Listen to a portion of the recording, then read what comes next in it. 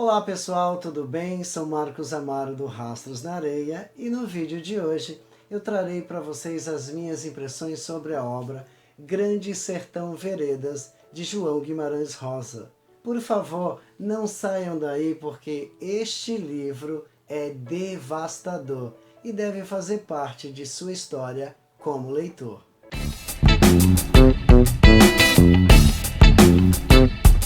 Pessoal, antes de falar sobre este livro magnífico, eu quero dizer a vocês que Grande Sertão Veredas é considerado uma obra das mais importantes e significativas da literatura brasileira.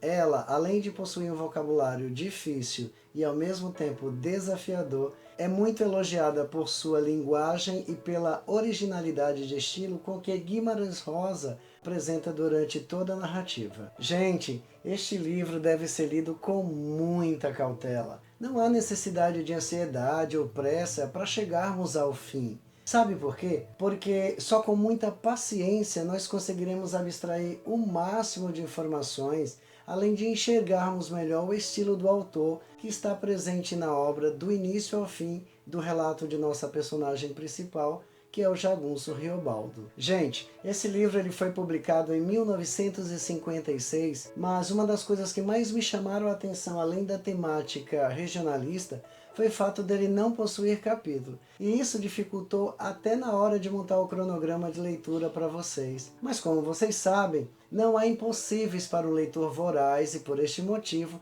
nós estamos aqui falando sobre este gigante da literatura brasileira. Pessoal, antes de falar sobre a narrativa, eu quero dizer a vocês que foi uma honra dividir essa experiência de leitura compartilhada com todos vocês. Eu espero que o mesmo aconteça com Madame Bovary de Gustave Flaubert, mas vamos deixar de enrolação e mãos à obra. Para quem não sabe, esse livro é narrado pelo próprio Riobaldo, que é o nosso personagem principal.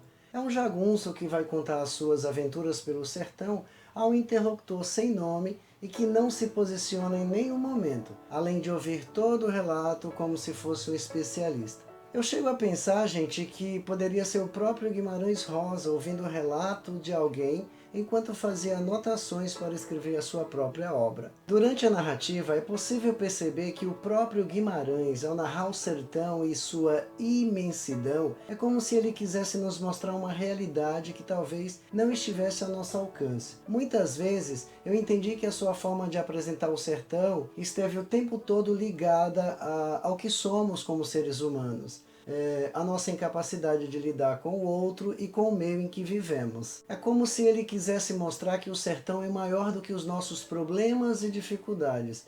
E durante toda essa saga pelo sertão, Riobaldo vai nos contar a sua história, as suas lutas, os seus amores, as suas angústias e os seus dissabores, que não foram poucos, viu gente? No início de seu relato, Riobaldo fala de coisas diversas e ao mesmo tempo desconexas e confusas. Ele fala sobre suas perturbações em relação à vida, ele aborda vários temas filosóficos como a origem do homem, a relação entre o bem e o mal, e também faz grandes questionamentos sobre a existência de Deus e o diabo, o que acaba nos remetendo ao pacto fáustico. Então, pessoal, não quero me estender muito ao assunto, mas o próprio Riobaldo ele acaba fazendo um pacto durante toda a sua travessia. Mas isso vocês descobrirão ao lerem esta obra. Bom, gente, enquanto ele vai narrando todos os fatos ao seu interlocutor, ele começa a relembrar o seu passado. E nesse momento ele fala sobre a morte de sua mãe e como ele conheceu o menino Reinaldo.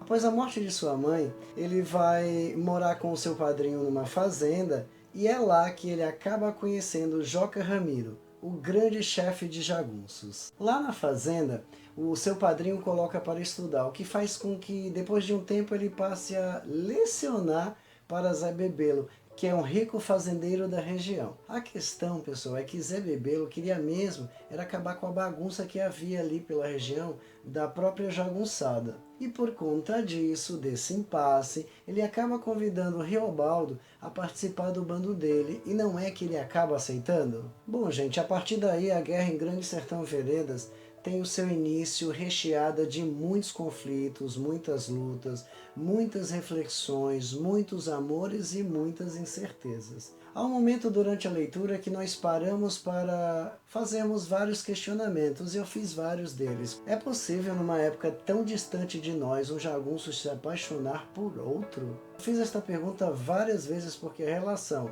que Reobaldo tem com Diadorim vai muito além, gente, de uma simples amizade. Muitas vezes ele fala de amor, de afeto, de desejo, de ciúmes. E isso fez com que eles se tornassem amigos inseparáveis dentro da própria narrativa. Há também as questões filosóficas que fazem parte desta obra magnífica e que nos colocam contra a parede o tempo inteiro. Por exemplo, quem prestou atenção aos diálogos, muitas vezes Reobaldo deixou escapar frases como o sertão é o mundo, ou o sertão é do tamanho do mundo, a vida é perigosa, a vida é difícil. E isso me levou a inúmeros questionamentos e que eu acredito, já falei lá no início. Se o sertão é tão grande que possa ser comparado ao mundo, então quem foi que o criou?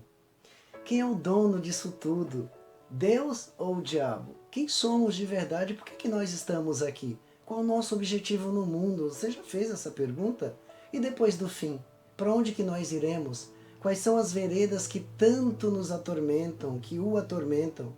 Serão elas as minhas dificuldades, os meus problemas, as minhas dores? E como posso então compreender o Grande Sertão Veredas de João Guimarães Rosa? Será que posso dizer que ele é o mundo e os seus desafios? Pessoal, eu deixo estas questões para que vocês possam tirar suas próprias conclusões sobre esta obra genial. Eu espero que gostem das minhas humildes impressões e que deixem aqui embaixo o seu like lindo. Outra coisa muito importante, antes de saírem, não esqueçam de se inscreverem no canal, gente. Assim vocês ajudarão não só o canal a crescer, mas a todos que desejam se apaixonar pelo mundo lindo e maravilhoso da leitura, a buscarem novos sonhos, a realizarem seus objetivos e a aprenderem a caminhar pelo mundo das letras. Obrigado e até o próximo vídeo.